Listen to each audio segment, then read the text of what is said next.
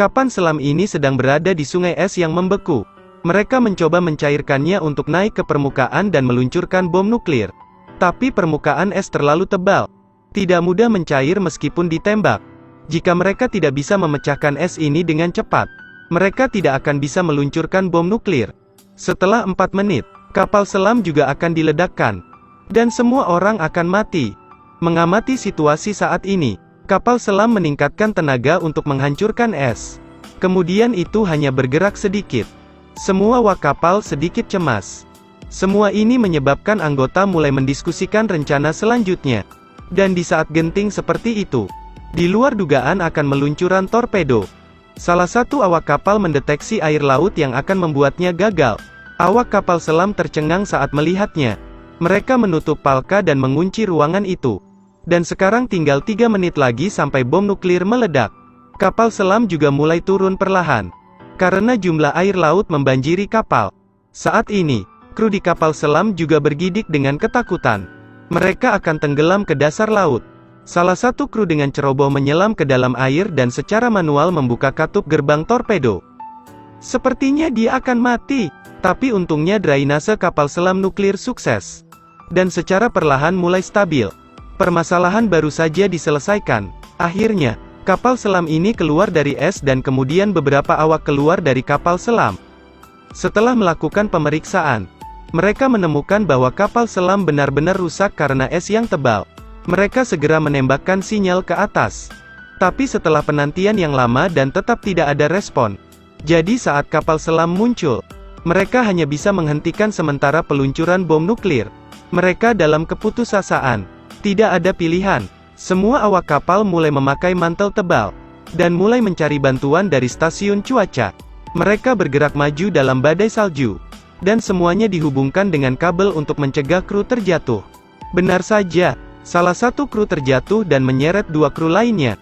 Tapi yang lebih buruk lagi adalah gunung mulai es yang mulai longsor.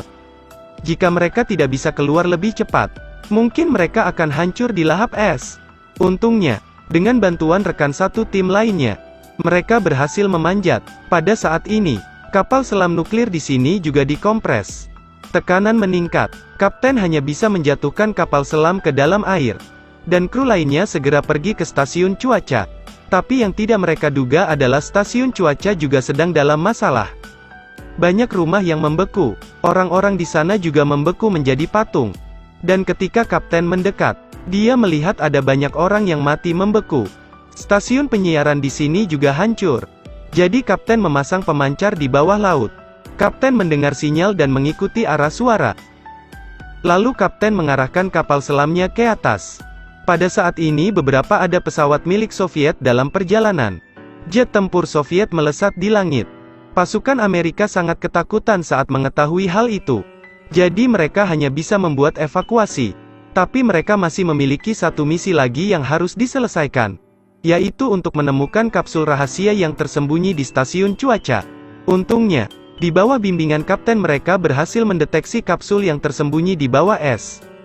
Dan saat itu mereka mengeluarkan kapsul. Tentara Soviet dari atas langit mulai menyerang. Kolonel Soviet berkata dia ingin mengembalikan apa yang menjadi milik Soviet.